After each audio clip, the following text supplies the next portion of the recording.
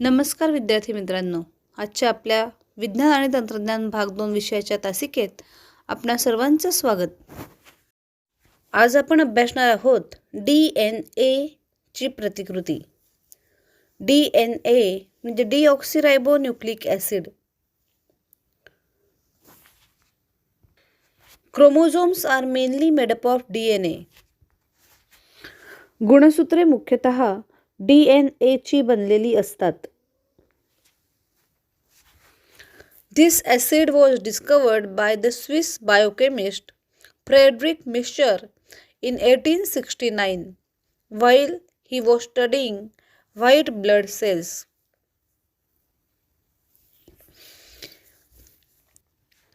इसवी सन 1869 मध्ये श्वेत रक्तपेशींचा अभ्यास करताना स्विस जीवरसायनशास्त्रज्ञ फ्रेडरिक मिशर याने या DNAचा शोध लावला.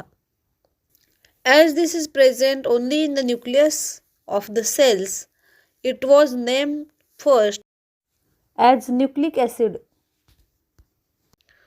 हे सुरुवातीला केंद्रकामध्ये सापडले म्हणून त्याला केंद्रकाम्ल असे नाव देण्यात आले.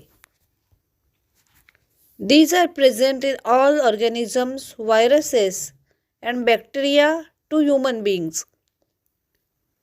DNA molecules control the functioning, growth and division of the cell and therefore they are called as master molecules. Master molecules म्हणजे प्रधान रेणू. DNA चे जे रेणू आहेत हे पेशींचं कार्य, त्यांची वाढ व त्यांचं विभाजन नियंत्रित करतात आणि म्हणून यांना प्रधान रेणू असं म्हणतात.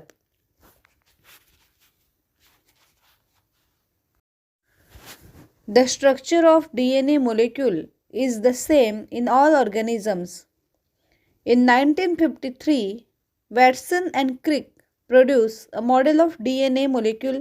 As per this model, two parallel threads of nucleotides are coiled around each other. This arrangement is called as double helix. Double helix म्हणजे द्विसर्पिलाकृती. This structure can be compared with a coiled flexible ladder. न्यूक्लिओटाइडचे दोन समांतर धागे एकमेकांभोवती लपेटलेले असतात. यास द्विसर्पिल रचना असे म्हणतात.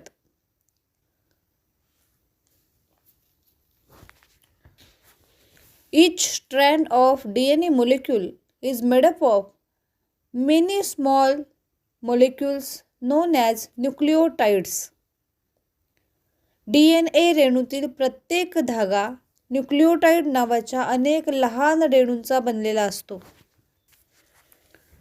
There are 4 types of nitrogenous bases: adenine, guanine, cytosine and thymine. Adenine and guanine are called as purines, while cytosine and thymine are called as pyrimidines. Nitrogen bases म्हणजेच नायट्रोजनयुक्त पदार्थ. DNA मध्ये 4 प्रकारचे नायट्रोजनयुक्त पदार्थ असतात: ॲडेनिन, ग्वानिन, सायटोसिन आणि thiamine. त्यापैकी ॲडेनिन व ग्वानिन यांना प्युरिन्स असं म्हणतात, तर सायटोसिन व थायमिन यांना पिरिमिडिन्स असं म्हणतात. In the structure of a nucleotide, a molecule of a nitrogenous base and phosphoric acid are each joined to a molecule of a sugar. न्यूक्लिओटाइडच्या रचनेत शर्करेच्या एका रेणूला एक नायट्रोजनयुक्त पदार्थाचा रेणू व एक फॉस्फोरिक आम्लाचा रेणू जोडलेला असतो. न्यूक्लिओटाइड सुद्धा 4 प्रकारचे असतात. There are 4 types of nucleotides. These are arranged in a chain in a molecule of DNA. The 2 threads of DNA molecule are comparable to the 2 rails of a ladder, and each rail is made up of alternately joined molecules of sugar and phosphoric acid. Each rung of the ladder is a pair of nitrogenous bases join by hydrogen bonds. RUNG रंग म्हणजे काय, तर शिडीची प्रत्येक पायरी. शिडीची प्रत्येक पायरी ही hydrogen बंधाने जोडलेली नायट्रोजनयुक्त पदार्थांची जोडी असते आणि नेहमीच ॲडेनिनची जोडी ही थायमिन बरोबर होते आणि ग्वानिनची जोडी ही सायटोसिन बरोबर होते. जीन्स म्हणजे जनुके. Segments of DNA molecule are called genes. प्रत्येक गुणसूत्र एकाच DNA रेणूचे बनलेले असते. या DNA रेणूतील रेणुखंडांना जनुके असं म्हणतात. DNA रेणूतील न्यूक्लिओटाइड्सच्या वैविध्यपूर्ण मांडणीमुळे भिन्न तऱ्हेची जनुके तयार होतात. Due to variety of sequence of nucleotides different kinds of genes are form. जनुकांमध्ये प्रथिनांच्या निर्मिती विषयक माहिती साठवलेली असते आणि त्यानुसार प्रथिनांची निर्मिती होत असते.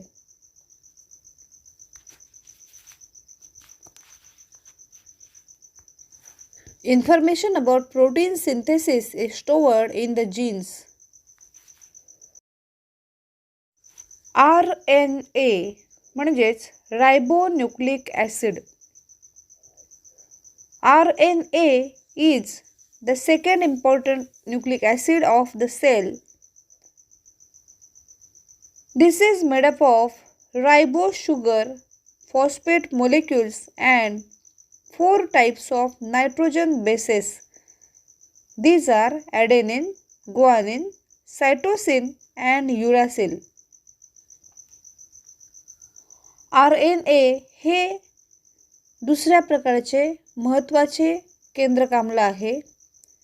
यामध्ये रायबोज शर्करा, फॉस्फेटचे रेणू, ग्वानिन, सायटोसिन, ॲडेनिन व युरासिल या 4 नायट्रोजनयुक्त पदार्थांचा समावेश असतो.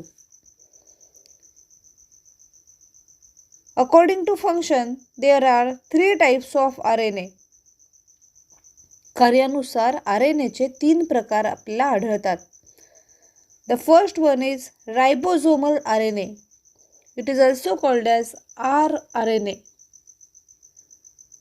The molecule of RNA which is a component of ribosome organelle is called ribosomal RNA.